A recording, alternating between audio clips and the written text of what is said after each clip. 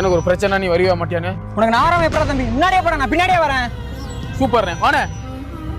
அண்ணே என்னப்பா எனக்கு ஒரு பிரச்சனை, நீ வந்து நிப்பியா மாட்டியானே? அண்ணன் வந்து நிக்காம வேற யார் வந்து நிப்பா? சூப்பர்ண்ணே, வாண்ணே வாண்ணே. அண்ணே இங்க வாண்ணே. டேய் மாப்பிள, என் தம்பி சிவா ஏதாவது பிரச்சனையாமா? மதுரையில இருந்து கோயம்புத்தூருக்கு 2 லாரி இருக்குடா.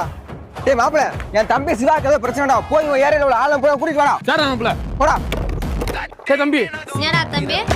அக்கா அக்கா எனக்கு ஒரு பிரச்சனை, நீ வந்து நிப்பியா மாட்டியாக்கா? அக்கா நான் இருக்கேன்டா தம்பி, நீ போடா. வந்து சூட விடுறா. வாக்கா வாக்கா வாக்கா. அண்ணே எனக்கு ஒரு பிரச்சனை, நீ வந்து நிப்பியா மாட்டியானே? அட ஏன்பா நானே சுந்தரத்தினாடி சுந்தரம் அதான் நானும் சொல்ல வந்தேன்.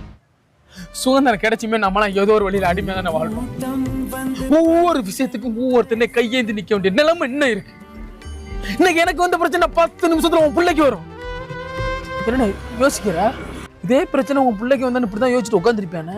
சொல்லுண்ணே, இப்படிதான் யோசிச்சுட்டு உட்காந்துருப்பியா?